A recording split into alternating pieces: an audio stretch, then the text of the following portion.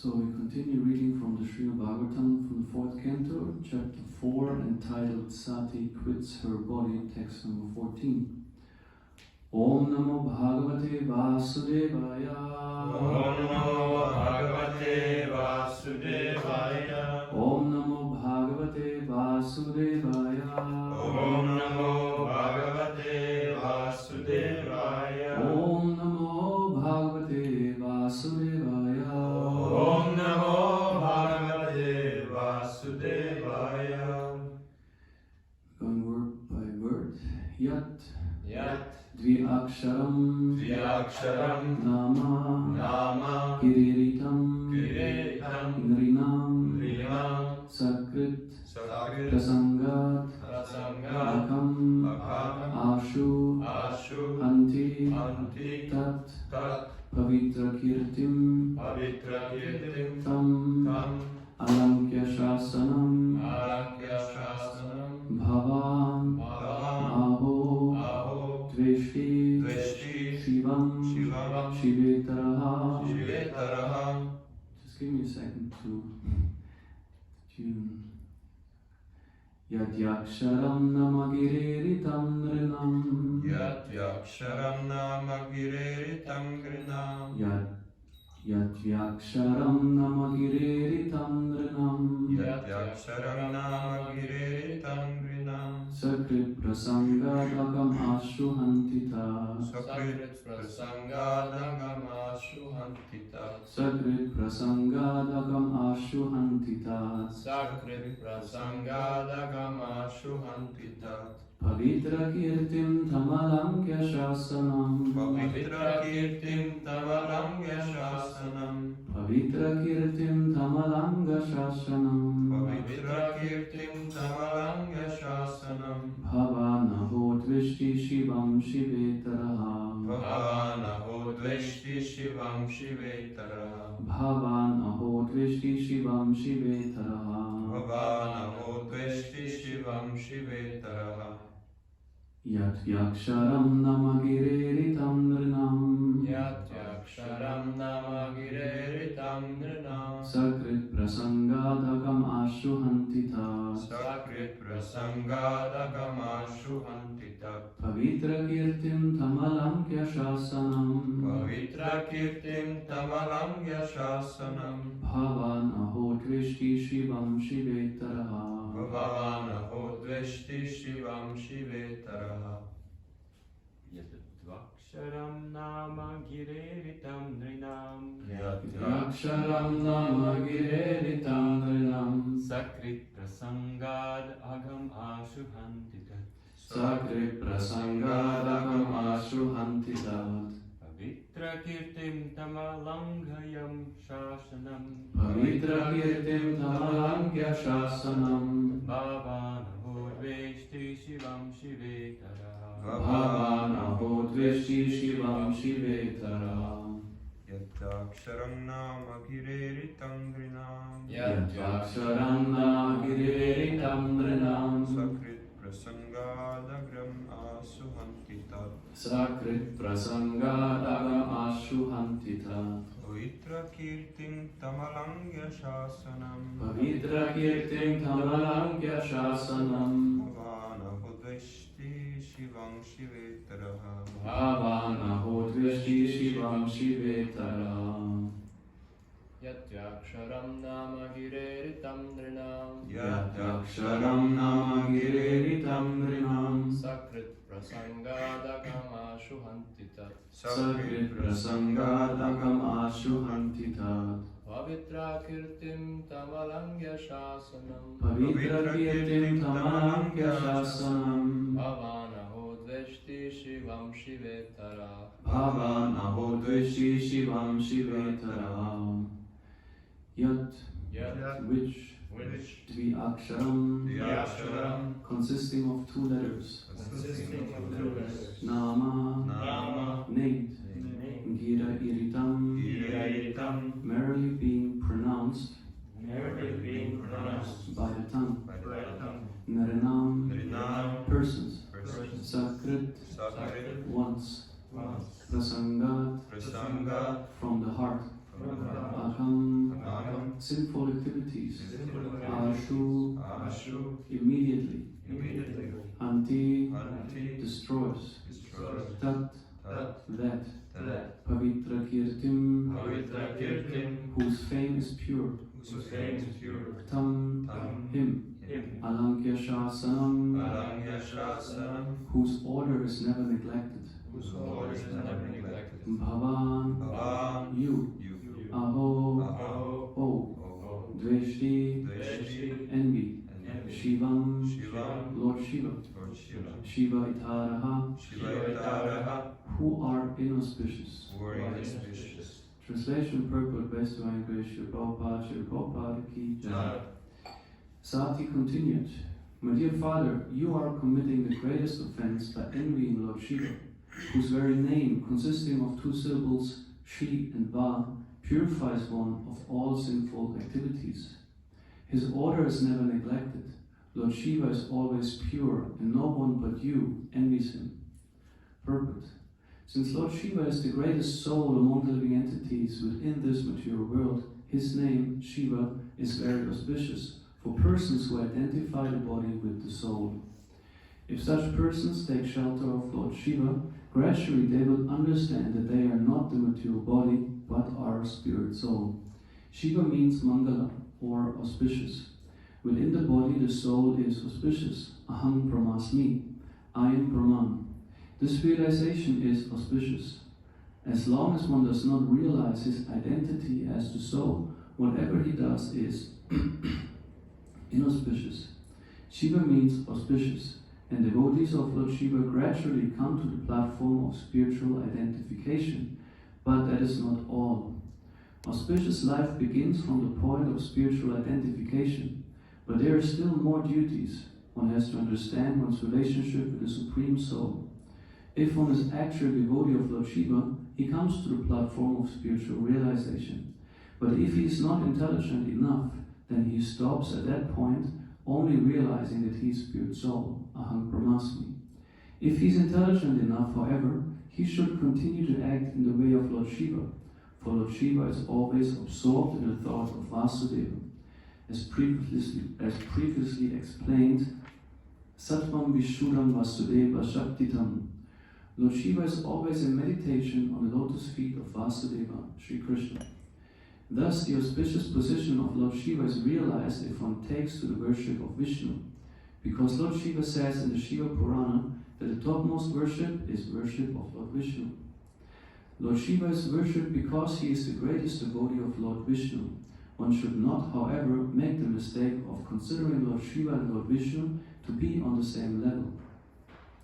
That is also an atheistic idea. It is also enjoined in the Vaishnaviya Purana that Vishnu, or Narayana, is the exalted Supreme Personality of Godhead, and no one should be compared to him as equal, even Lord Shiva or Lord Brahma, not to speak of other demigods. Om Ajnanatirandasya Gananjana Shalakaya Chakshuram Militam Tasmai Shri Gurave Namaha Shri Chaitanya Manobishtam Stapitam Yena Bhutale Swayam Rupa Vilamayam Dadati Svadantikam Jai Shri Krishna Chaitanya Prabhu Nityananda Shri Advaita Gadadhar Shivasari Gaura Bhaktavinda Hare Krishna, Krishna Krishna, Hare Hare, Hare Rama, Rama Rama, Hare Hare. Bhagishayasya varane, Lakshmiryasya chavakshasi, Yasya te samvit, tam narasimham maham bhaje, Prahlada hridayaladam, bhakta vidyavidaram, Sharatindurjam vande parindra vandanam harim. The verse again. Sati continued, my dear father, you are committing the greatest offense by envying Lord Shiva, whose very name, consisting of two syllables, Shi and Va, purifies one of all sinful activities. His order is never neglected. Lord Shiva is always pure, and no one but you envies him. So I find this verse in purport contains some very potent statements and very interesting aspects to contemplate, and I would like to address address in this class today 3 aspects. Once more, since here Lord Shiva is being explained in his glories, speak a bit on Shiva Tattva, on the identity of Shiva and then his position in regards to this universe in connection to Lord Vishnu. And also hear about different Shaktis that are involved with Shiva and also with us. Since here the purport is highlighting this realization of spiritual identity, it should also be about spiritual identification as a process. How does identification take place in a material sense and a spiritual sense? And to discuss more on that process of how it happens, how it works, that we identify materially, and also how this identification can be reversed or withdrawn. There are some interesting statements found in the Srimad Bhagavatam. I didn't thoroughly understand them, but I find it fascinating how they are being explained. So we will hear about Maharaj Yudhishthira, how he actually completely transcended his body. So it's a very interesting description. Yes, these are some topics I would like to cover, and refer to the purport in many ways. I would like to start with an example of someone that I know where this holds true, which your Prabhupada is saying here in the purport. Let me just shortly find it in the middle. Shiva means auspicious, and devotees of Lord Shiva gradually come to the platform of spiritual identification, but it is not all. Auspicious life begins from the point of spiritual identification, but there are still more duties. One has to understand one's relationship with the Supreme Soul. If one is actually devotee of Lord Shiva, he comes to a platform of spiritual realization. But if he is not intelligent enough, then he stops at that point, only realizing that he is spirit soul. If he's intelligent enough, however, he should continue to act in the way of Lord Shiva, for Lord Shiva is always absorbed in the thought of Vasudeva. So many of you know this devotee Kinshana Krishna Prabhu from South India. He's a disciple of Bhakti Kasram. We don't speak about the Kirtaniya person. He had Tamil born, and we visited him twice, and he also showed us around in South India, different temples. And he grew up in a family of Shaivites, so worshippers of Shiva. And he shared a bit about his upbringing and how actually devotees of Shiva there, in many ways, are not much different from the Vaishnavas, although sometimes we see that there is a lot of friction and tension between Shaivites and Vaishnavas.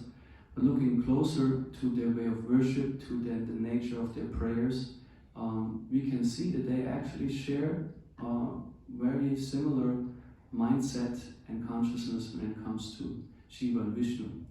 And he himself, he was brought up in a very pious way. His parents were taking that seriously. They were not just like outwardly Shaivites. So he was growing up in that culture. And he also, of course, had connections to the Shiva temples there. He took us to one temple. There's a huge Shiva lingam, and we were granted some direct darshan, so we could enter some kind of VIP place to sit there right in front of the Shiva lingam, and got some ashes and Mahaprasadam. So then we went around the temple, because in South India, most of the temples, they're like structured like this, that you have a way to go around the deity he's in his cave, so to speak, and you can walk around, circumambulate, because that's the custom, that you circumambulate the deity. And very fascinating was that behind the deity room, we found a Murti of Vishnu behind the altar of Lord Shiva. And wondering what's happening here. And then Krishna Prabhu explained that actually these Shiva devotees, when they offer things to Shiva, they give the Mahaprasadam first to Vishnu. That's their way of relating to that. So they include Vishnu, or they see Vishnu as very much related. Am I not mistaken? No, it's not the other way around, because the main worship is happening in the altar. Yeah, so but definitely there is this Shiva, this Vishnu Murti there within the Shiva, and there's the connection made. And also in the prayers, Krishna Prabhu explained, there's just some slight differences maybe in name names or in expressions, but essentially the mood and the consciousness is very, very close to the Vaishnavas. So that's something to bear in mind. And he himself, what happened, he came to become Vaishnava, someone who came from the basis of Shaivaita, or like the worship of Shiva, and he turned into a Vaishnava, becoming a dedicated devotee of Vishnu. So in the purport is speaking, like a person who actually truly follows Shiva becomes actually a Vaishnava. So this is one example where I find it's interesting to see how there's a progression. Someone dedicates oneself to a particular spiritual path. It might be not directly Krishna consciousness, but if one is sincere, gradually one comes to what we call the topmost level. Because, as we say, Shiva is meditating. Here Srila Prabhupada says Vasudev, which is sometimes perhaps a bit misleading, but Vishnu Tattva is Vishnu Tattva, because we understand from other sources that Shiva is meditating on Shankarshan, because that's his origin. But Shankarshan and Vasudev in a way are identical, and of course Srila Prabhupada, coming from the Gaudiya Vaishnava perspective, always points out Krishna. Always makes that clear. Yes. So Lord Shiva is here again highlighted as very auspicious. Shi and Va, the syllables are being mentioned by Sati. She's saying it purifies one of all sinful activities, simply the name Shiva. So in the Brahma Samhita we find more detail. Sometimes it's a bit technical, one has to read oneself into the text a bit more, but the text is very rich and actually really brings a very concise and clear understanding of the relationship of Vishnu with Shiva and Brahma and the material world. And in this way we can understand what is the glory of that personality that is here highlighted. As we find also with Brahma, we heard also previously that Shiva is not always the same Shiva when he is being described in Shastra like Brahma. Since we heard also they have the capacity to expand, for example, have their own Avesha avatars. They are prototypes like Shambhu, as we will hear, which is some form existing outside material universes, and then he takes residence within material universe, he expands into another form. Same with like Brahma, there's an Hiranyagarbha Brahma, Vairaj Brahma, which is different from the four-headed Brahma. So there are some differences, like let's say partial expansions of the expansions as with Vishnu. But essentially in Tattva, then still they are connected, being in their identity, Shiva, so to speak.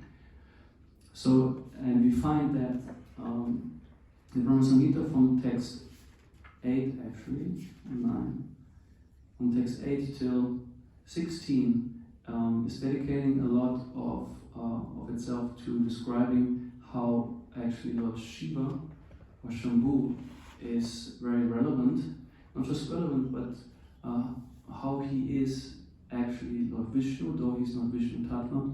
He has his own Tattva. We understand that he's not Jiva, he's not Vishnu, but has his own Tattva. And he has actually a crucial function in the creation. Often we hear, yes, Shiva, Vishnu is governing the mode of goodness, Brahma the mode of passion, and Shiva the mode of ignorance, being the destroyer. But looking closer, actually Shiva is also the creator actually. He is creator and destroyer. He is actually the agent of Vishnu who performs the creation. In this way we can then always understand that there's not actually no discrepancy when Shiva is claimed, no, Shiva is Bhagavan. Because the verse previously when I spoken that there was also Bhagavatam saying Bhagavan Uvacha, and was relating to Lord Shiva, this name. Because he has opulence to a very high degree, and he's actually the agent entrusted with the creation work. And he is described in the text number 8. I will not read the whole thing, I will paraphrase or like put my words because it might be a bit technical. Also Bhaktivinoda Saraswati Thakur's English, so I hope I can present it in the most accurate way. So here it's described that Mahavishnu is already present, which is Shankarshan practically. And he, of course, we understand, he creates that cloud in the spiritual sky, which manifests the material energy. Sometimes, based on whatever report you read in the Bhagavatam, 3rd canto, 2nd canto, the terms are used a bit different. What is Mahatattva, what is Pradhan, what is Prakriti. So sometimes it might be a bit confusing, but at the end it always somehow clears up if you if you absorb a bit in it. So it says he glances on material energy, and with that glance he sends out several of his Shaktis. One Shakti is Ramadevi, by name it's Ramadevi, it's mentioned. And later Bhaktivinoda Saraswati Thakur explains that this is actually Yoga Maya, and she takes that function. And also from the glance, a dim reflection or a light, ring of light is manifested. And this is the original Shambhu, which is the prototype Shiva, so to speak. The cosmic creation is not already manifested. There is not a universe existing yet. It will still come. But Shambhu is the prototype that is then being manifested from the glance, and it says he's actually the masculine symbol representing practically the masculine feature of Vishnu. He's representing that Shiva. Therefore the Shiva Linga, the genital, so to speak, not in a biological sense, it also speaks more of a cosmic, ontological sense, the masculine principle. That what actually is actively also initiating, creating, giving birth with Maya together. We understand that from the in this text number 8, that Maya Devi is practically the reflection of Yoga Maya. So Yoga Maya is coming with the glance, and also from her, like, something is manifested, and that's Maya Devi, the energy, the material energy as a whole. And also with the glance, Kala Shakti is being sent out, because she is the force that actually makes a big part in bringing the elements together. When we read descriptions, sometimes these different functions of the creation are attributed to different energies, and sometimes it seems contradictory, but at the end, all of them, I guess, function perhaps simultaneously in this function, for example, of pulling elements together, or even manifesting elements. Because first of all, there is no elements. There's just, we call Pradhan, which is attributed to Lord Shiva as the masculine principle of matter, that he gradually attributes elements. And then gradually he's also responsible for making the creation happen. But let's keep in mind here, this is what Shambhu is, the symbol and a partial emanation of the Supreme Lord, who functions as the creator of the material universe, and he's actually under the guidance of Ramadevi. Actually, he's described, he actually works under Yoga Maya. She's actually apparently the main force that serves Krishna in a way to create the universe. Because Vishnu, even if he lays on the causal ocean, he is distant from material energy, and then it's described, even if he glances, his glance is still being taken over, so to speak, by his devoted energies who then get in touch with material energy, so that he himself stays out of it. So that's, and there Shambhu is being manifested. And Maya is then being the female principle, the receptive or the fertile principle. So then Shiva, or like Shambhu ultimately in Maya first, and later Shiva and Parvati also represent that.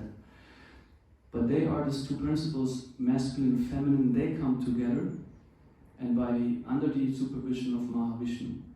It's described Vishnu as a Purusha, from whom comes the initiative itself, because he glances and from him the energies come, and under his will they decide or like start to work and unite so that the material cosmos gradually is manifesting. And it said when they unite, when Shambhu and Maya unite, then that what we call Mahatattva is being put into existence. I don't know the English term, verzerrtes Erkenntnisvermögen. Distorted kind of, Bhaktivinoda Saraswati Thakur used this term always cognition when he relates to the capacity to recognize and realize. So distorted cognition would be Mahatattva. And he has described that this is actually just a dim reflection of the seed of the creational desire that is within the Lord. But actually, Matapa is the perverted reflection of the creative desire, which turns into what we call sexual desire, the lusty desire. This is manifested there like verzerrt, what do you say? Distorted sense. So originally, you can also there make a connection that what we experience here, sexual drive or energy, comes originally in the spiritual world as creative desire of manifesting things, expanding and creating. So, let me shortly go through the purport if I left anything out.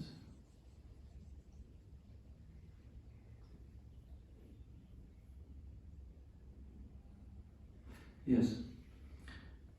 So one question, please, if you have the time and the interest and energy to study Brahma Samhita, is really, really worth your while. It gives very detailed and fascinating insights into this whole process. So the following verses describe then how actually the offspring also of Maheshwara and Maya Devi, represented by Linga and Yoni, that they are like the embodiments, they are something like prototypes of them who manifest many male and female personalities. Right? Mm-hmm. Just on the theme, could we venture saying that this Yogamaya, or actually Maya and Shiva, these first ones, they're like a material version of there's Vishnu, and could we venture like that? That it's there's Vishnu and his consort, and then material version would be. I wouldn't necessarily say material version, but certainly in expanded form, or an expanded form that they reside in the material world. Because we hear also about Shiva and Brahma within the spiritual and material world. They're in a sense material, but also not. Mm-hmm. Shiva particularly. So yes, they are different capacity. But they're different forms. Maybe we could say a version for material world. Because some days Sadashiva is even residing rather in the Vaikuntha sphere, like still, and then Shiva, like as Rudra, he resides differently. And also, there's description how he's planted half spiritual world, half material world, Mahesh Dham, like it's kind of also borderlining. Then comes Devi Dham. The material nature is actually attributed to the wife of Shiva, to Maya Devi. Practically, it's her realm, but Shiva is superior to that and governs it. So we might come again to the description of the further forms. So let's see what happens here. So actually, this original Shiva or Shambhu is coming from Vishnu in form of a glance, and what Vishnu does here, he invests his own potency or energy within another, means material energy, and this way manifests what we call material world. And actually, let's also come to the jivas, which are also an energy that are practically invested in this material nature, and we ourselves also have energies that we can invest into the material nature. Because as expansions of Krishna, we also have some capacity, and I would like to talk about this today, because this gets to the point of identification and how identification works. Here in the purport, Bhaktivinoda Saraswati Thakur writes to text number 10 that the integral particles in the form of the German version Strahlenbündel means like sun rays or sun beams of God who come from Mahavishnu are the individual souls. And that's in the next verse is explained. Let's read the English one.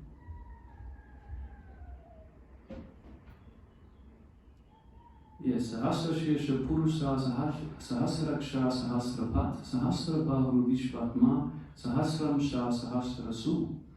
The Lord of the mundane world, Mahavishnu, possesses thousands of heads, eyes, hands. He is the source of thousands of avatars in his thousands and thousands of subjective forces. He is the creator of thousands of individual souls. And it is described, yes, how they also enter into this material nature, because then they rest also in the body of Garbhodakasha Vishnu. They rested in this form, and there they rest during the cycles of the universe. When everything is withdrawn as a creation, they come back to Mahavishnu, rest in him.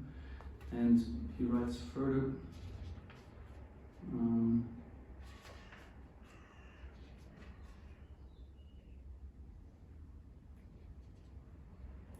when he says that the function of actually Shambhu or Shiva in relationship to the jivas, to us, is that he's the origin in that of the universe and the mundane false ego principle, ahankara principle.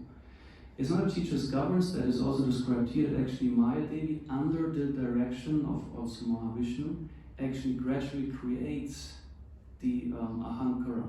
So it's manifested as an element from which then the other elements come. If you read the creation reports, then you see that the ahankara is actually like a core element. And then we hear even that the gunas are manifested from ahankara. Then we speak of ahankara and goodness, ahankara and passion. And for example, how the mind is a manifestation of ahankara and goodness, the intelligent manifestation of ahankara and passion. So because ahankara is the core principle, the false identification, it's that what allows the soul or jiva to forget one's spiritual identity, which is then inauspicious actually. And Shambhu or Shiva has actually that role to govern that element, false ego.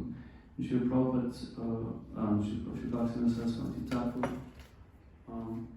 is writing here.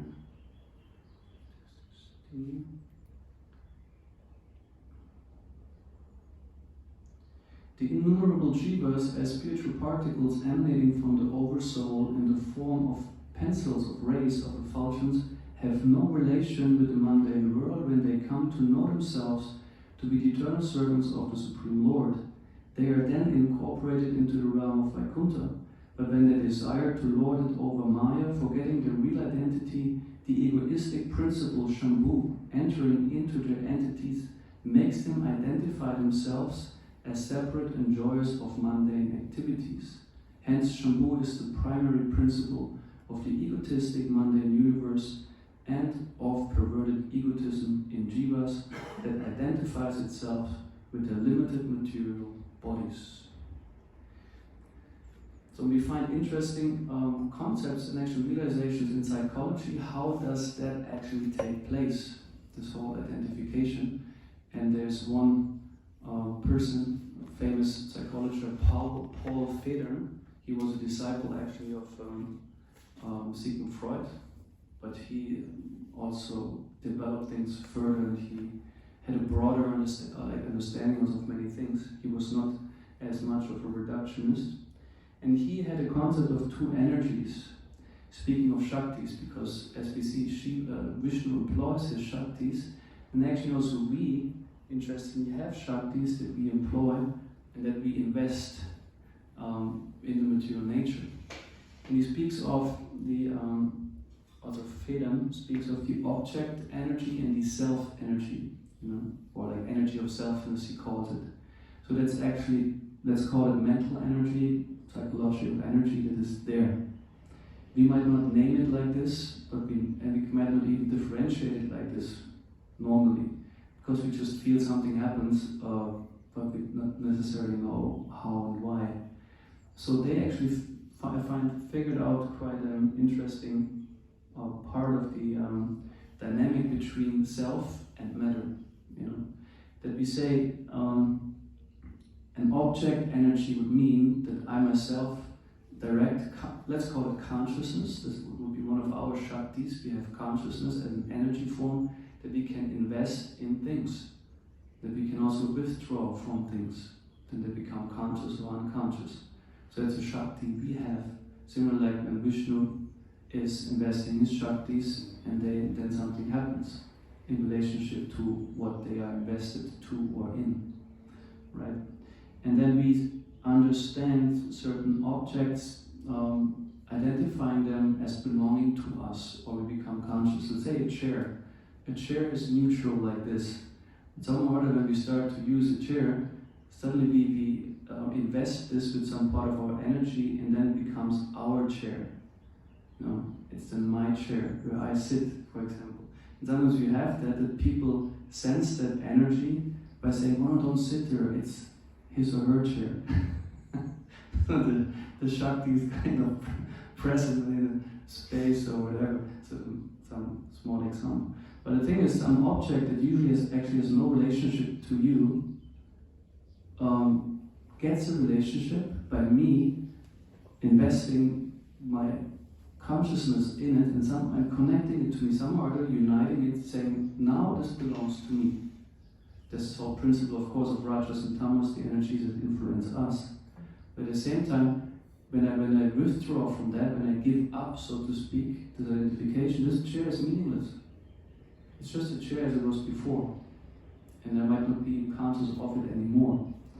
So, and the same is like with people that we have to do with. We also become conscious of them and remember them, like our parents, and what they tell us, what they expect from us, for example. This is also conscious energy that is invested in persons that also find a representation then within our mind. We manifest them, so to speak, within our mind by association. And they influence us, we influence them. And so then our Shakti is invested there and makes us connected through that Shakti. You know, if I would lose all identification with my parents and whatever, they would just be gone in my mind. Not outside, they would exist, of course. But, you know. So, but it's our energy or consciousness that makes us connecting and also binding to material nature. And he calls that libido. Libido, we see, in Freud's terms, it means only is reduced to lust.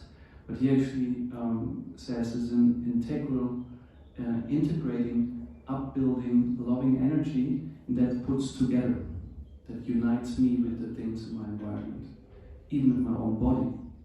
You know, a thought, I call my thought. Though we understand from our philosophy, I have a mind, and my mind thinks, and I can understand that even there's so many thoughts, I'm not identical with them. But if my consciousness is identified with the mind, then I think it's my thought, it's my arm, it's my feeling. Because my consciousness is absorbed in that and accepts that as self. That would be an I energy or energy of selfness investment. You know. And so these are two Shaktis we have. We can identify things as something belonging to us, but being separate from the self. And we can identify with things as our own self, like the body and mind, and the things that happen within it. And the principle would be, this is the other thing, the Mortito, what he says is an energy that is the separating, rejecting, destructive force with a tendency to split up what was before united or connected. And it's also necessary, because if we wouldn't have that, we would just melt with everything, and we wouldn't see ourselves as distinct individuals. So these energies are at work, and they allow us to make all these identifications. Identifying means practically determining or asserting, now, from now on, this belongs to me, or I am that. This is a choice of the mind, based on certain also desires, perhaps, and where I start to feel, I want to be that, I want to have that. I feel becoming this would be pleasurable, or would be fulfilling, or would be successful. And then identification means, I want to become that. This is what is happening. You know, this is what we do all the time. And we aspire, in material sense, to be someone, you know, and we have our role models, where we identify certain qualities they have, the way they do things, the things they achieve. And then we might think, oh yeah, that fits for me too, and I identify with a certain way of doing stuff, for example, and put my faith in that.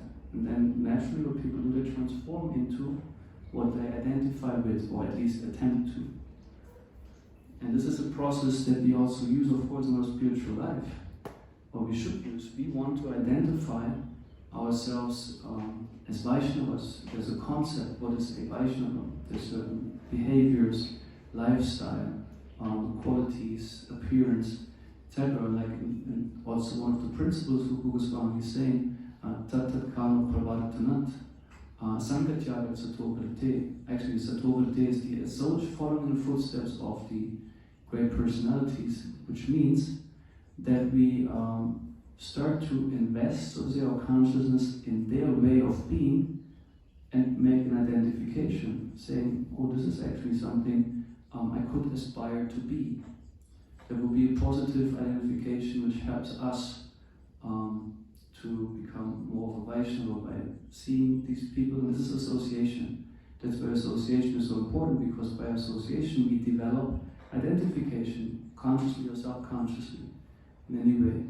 So therefore it's so important to associate with those where we feel this identification would lead to spiritual progress, whereas I might identify with others who have very materialistic tendencies or whatever, and then I also consciously, subconsciously invest my energy there and become identified with behaviors, values, moods, and ways of doing things.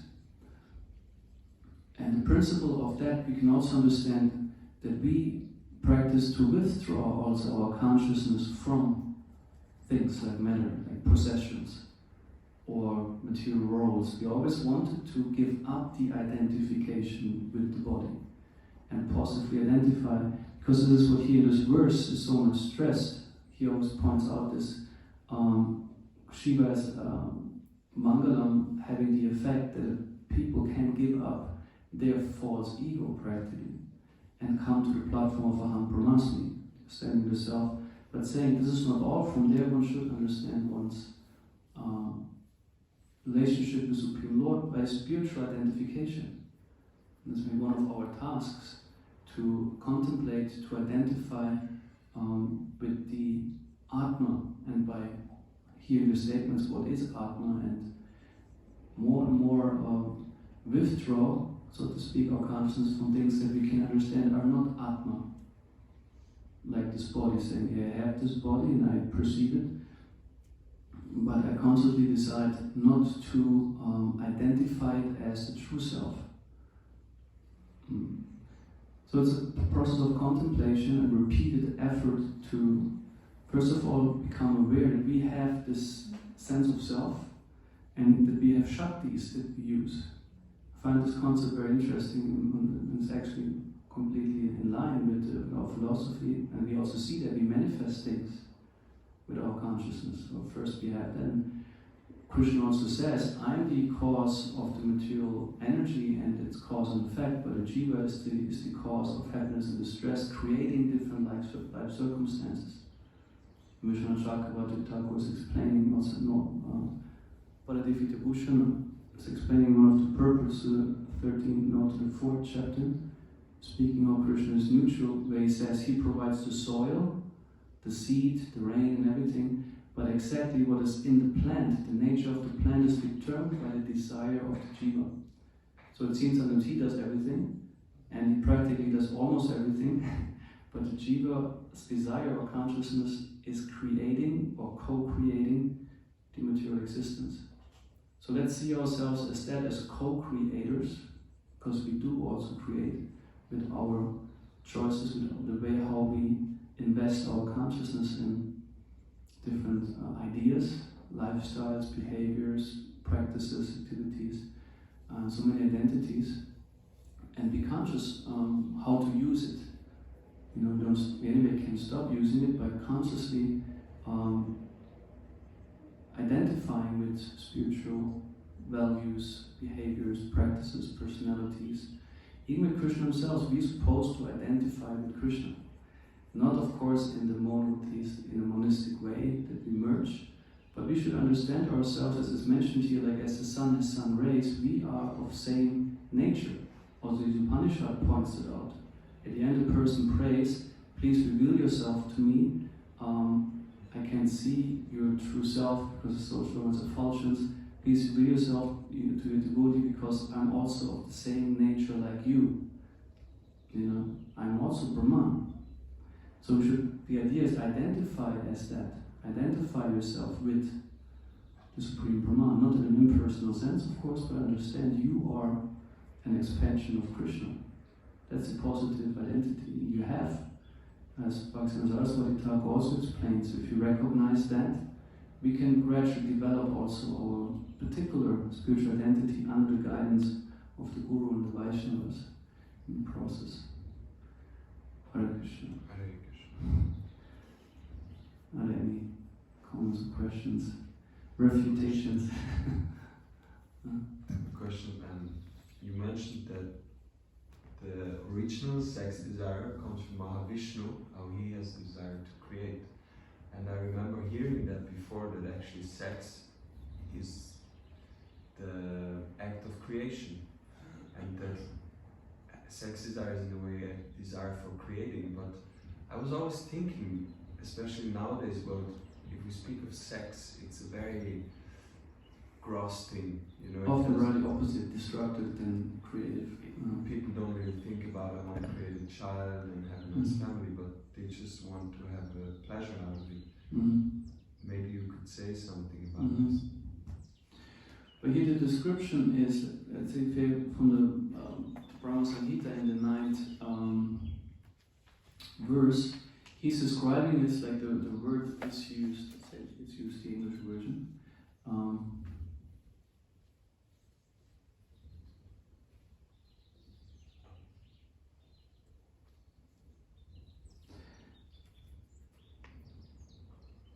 Yes, the intercourse of these two means Shambhu and Mahadevi brings forth the faculty of perverted cognition, the reflection of the seed of the procreative desire of the Supreme Lord. Yes, so originally in the Supreme Lord means actually Krishna, who manifests through Vishnu, he then manifests the creative desire to expand and create, and the perverted reflection of that is the sex desire in the material world. And this depends, of course, on what mode of nature a person is. You know, if a person is more in a mode of passion, then it's might also be very creative in the sense of expanding and multiplying, and at the same time, it's not so much necessarily for the creative aspect, but the enjoyment comes along with it. You know, whereas the sattvic person might be consciously saying, okay, I create that now and therefore I use that capacity, and the tamasic person might not care at all, might even simply select, okay, the enjoyment I could get out of it, but avoid by any means the creation or like the, responsibility that comes with it.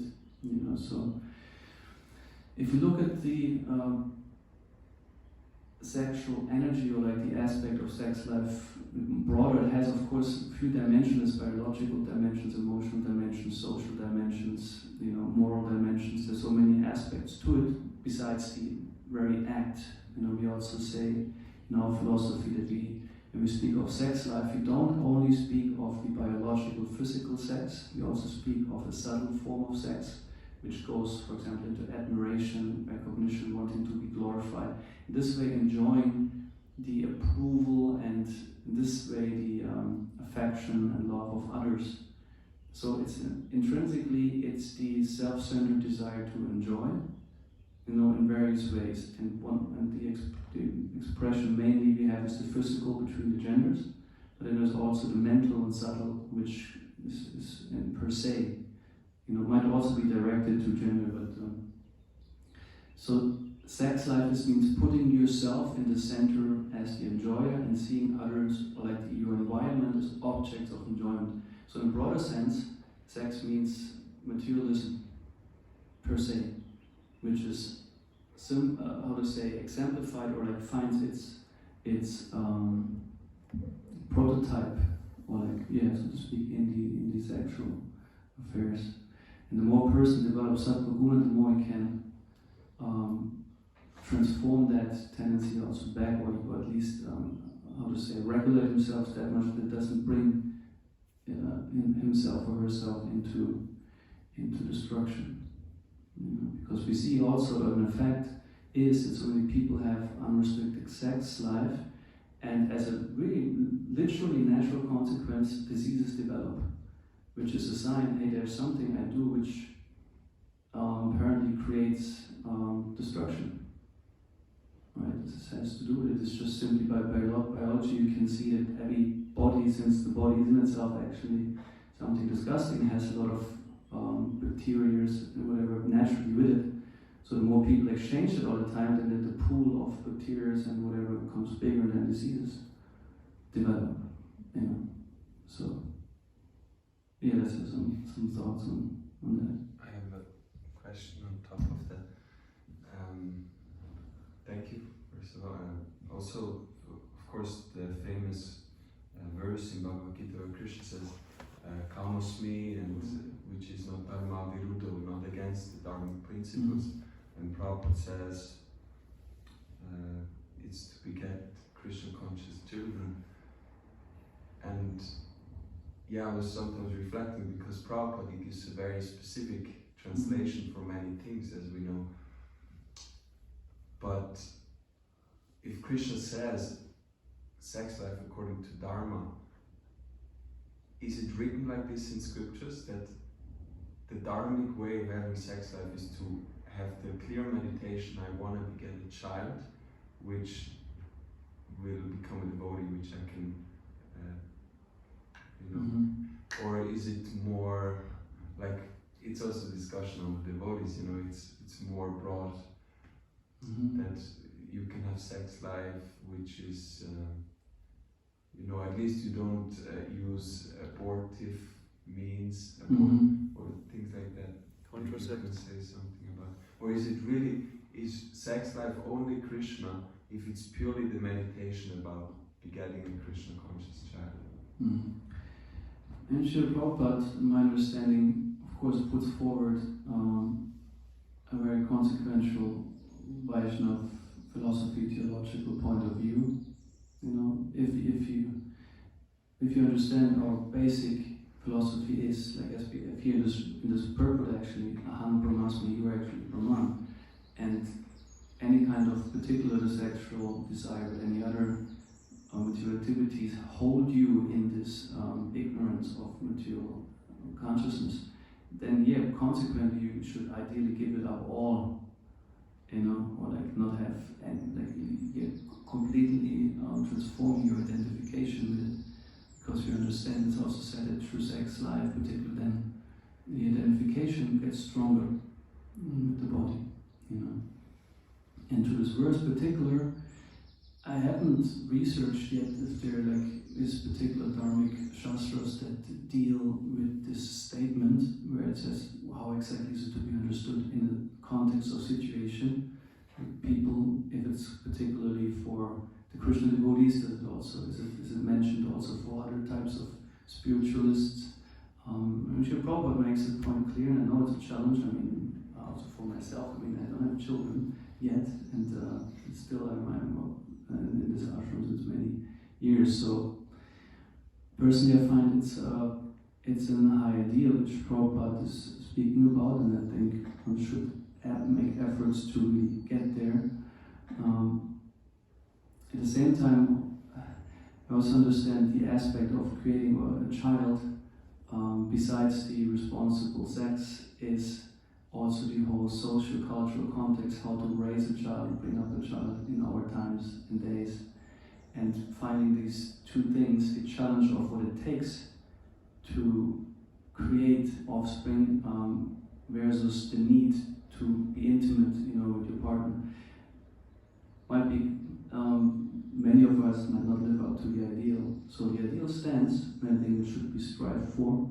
I think one shouldn't make one's own philosophy, but maybe saying I can't live up to that yet.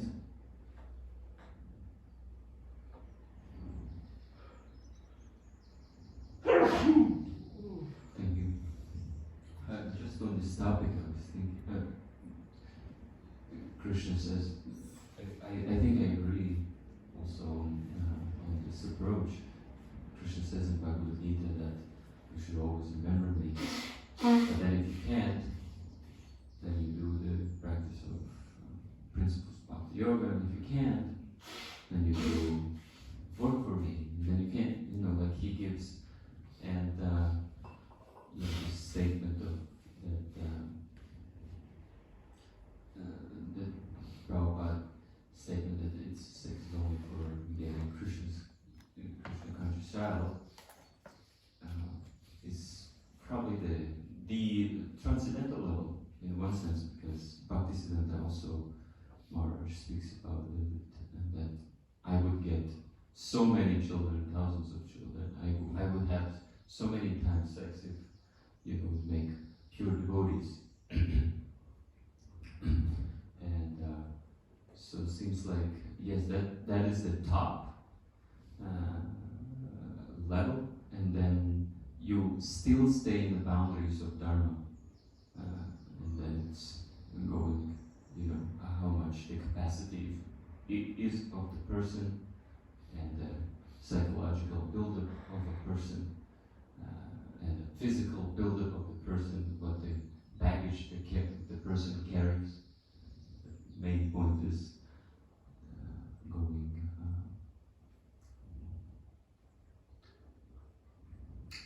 pleasing Krishna. I mean, eventually more and more pleasing what is striving and acknowledging your boundaries. So the gradations are relevant in this regard. If you have some certain value or ideal, then to see what about those who cannot, in Krishna says, even those who cannot constantly remember me, then they're so similarly, yes, accommodating the different capacities of people by saying, okay, to this degree. Because a big discussion in the devotees in ISKCON is there, some of these say the vow you take when you take initiation, no sex life without marriage. Some say, probably say, no, it means you have sex only for the purpose of creating a child. And others say, no, it means within this institution of marriage you can have sex. I mean, of course, it doesn't mean unrestricted, but still not saying only for the sake of a child. So these two are there. And we might see, for example, also Ganaswami is preaching also in Africa, where in any given might be another culture, there are different mentalities and conditions, how people relate to,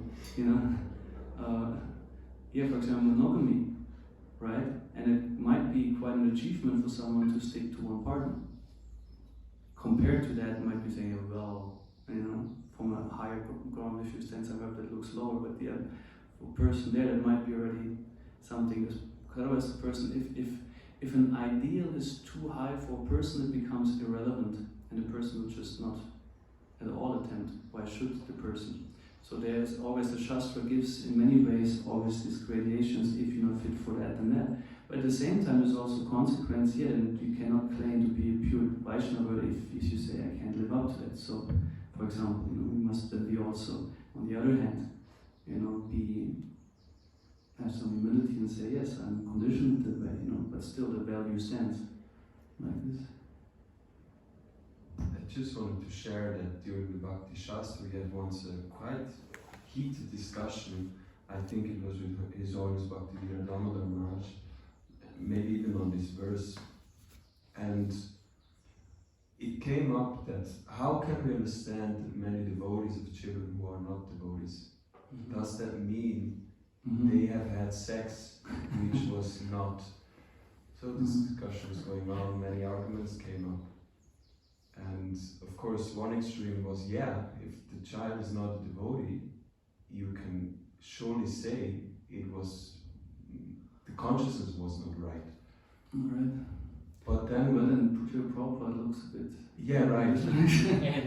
and Advaita Acharya also came up. Please finish it.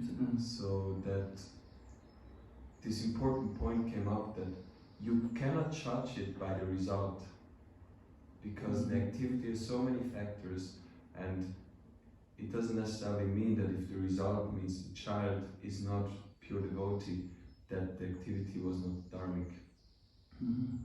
because otherwise, how can we say Advaita Acharya? He had adharmic sex life, or Prabhupada had.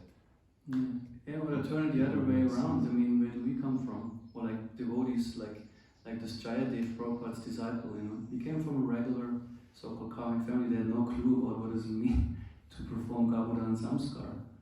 And he practically, Srila Prabhupada was so pleased with him, considered him a most advanced devotee. Right? Oh, Jayadev. Jayananda. Oh, Jayananda. Sorry, excuse me. Yes, for example, we have the other way around. Think about, recently heard a statement from Giriraj Swami. He was speaking about a statement Prabhupada's one son made. He said, he compared like the Prabhupada's disciples to himself and said, you know, we're a bit like Hiranyakashipu and Prahlad. And he said practically, you know, what did he say? No, he compared it to. Yeah, your parents were like. He first said to himself, Aditi and Kashyapa and Aditi. I had parents like Kashyapa and Aditi, and I became like Hiranyakashipu. And you had parents like Hiranyakashipu, you became like Prahlad. This is the point, you know. Yes. And also, let's be a bit sober. It takes way more than just conceiving a child. To, you know, they say also it takes a village to raise a child. So pointing out there's so many things that happen when you take birth till you form the way or come into the way that you are. So it would be very simplistic and uninformed to simply judge it on what happened at the time of sex. And of course it matters, but there's so much more to it. Just to this point, I heard a lecture of Bhaktivedanta Purnamraj where he speaks about Vedic education and about samskaras. And so the question came, so Maharaj, why are we going to that so much? Can you guarantee that it will be successful? And he said, what can you guarantee in this world? We do it just as a matter of endeavor. And then he explains that actually, if you would compare it, the most important part of a child's upbringing is the association he gets. It's not the samskaras and everything, but what kind of association will determine what mentality you will have, etc. But even then he said, the person always has a free choice. He can have a nice association, but eventually throw it all out and do something else. Yeah, you have individual karma, you know, you can be in a situation most favorable. If somehow or other your mindset or your karmic law does not allow you to really absorb and resonate with it, you don't turn out the way you hoped for to turn out. Yeah, there's so many devotee children who do things where you feel like, well, you know. And we don't know, we don't see in time ahead, we don't see what happens maybe in the future. And, you know.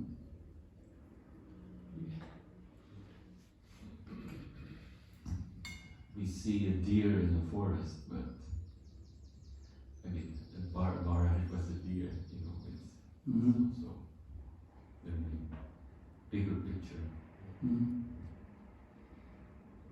Okay, one last question. About this question, you talked about these 4 regulations, and I think for myself that I want to ask the spiritual master, you know, how it is meant for the initiation. And what I thought is that, you know, there are these different standards, but when it comes to initiation, that's very serious. And then before we have like this 1 year or 2 years where we can prepare ourselves, and then we should be able to follow this. Otherwise, I don't think we should take initiation. Yeah, I mean, it's certainly also a valid aspect to consider, to see up front what vow may I be able to uphold, and also to inform yourself, okay, what spiritual master. I mean, I'm very confident that Bhakti Swami will probably choose the first version, that it's about only for the sake of children. I mean, yeah, well, Prabhupada said that clearly in many points, in many ways. He said that, I mean, it's there. So, and at the same time, also my experience is again, I think we should take vows, also considered and consciously, you take a vow. At the same time, you don't foresee your whole life yet. You know, one should be sincere and consciously endeavor, but you don't know where you will stand in 10 or 20 years, what will happen in your life. So I don't say, you know, it's a bit of a two-edged sword in a sense. It can be empowering in one sense, we should also aim for. At the same time, a conditioned soul is prone to fail and to include that, not slacking off willingly necessarily, or you know, but be aware, you know, that you are also a conditioned soul and depend on Krishna in your vow. Also, I find an interesting vow for Ekadashi, where Sanatana Goswami suggests up front when you perform Ekadashi, you ask Krishna, please help me to fulfill or uphold that vow. Not think, yes, I'm the one, I'm the doer, so to speak, and it's up to me, I control myself. But it's not. Material energy might slap you pretty hard to correct the misunderstanding, perhaps. So be conscious, yes, and sincere in the vow. And at the same time, you must be humble and also see, because in a situation of failure, it might be very critical. You know, to stand up again, one should. We do vows. And we might fail, and then we might attempt again. Like as also said, the Prayasthita said for failing vows, it said, for example, the brahmachari, what if he fails to keep his semen? And then I think Sanatana Goswami says, the Prayasthita is he just continues. Practically, it's practice, because that's the purification. So we stick to devotional service, and even within that, if you might be up to the standard or not, what should be there, so must be there, is the faith and the perseverance to always get back up and do it, whatever vow it might be you take. You know. Sorry about the reading. Is this okay? Srimad Bhagavatam ki jai, Prabhupada.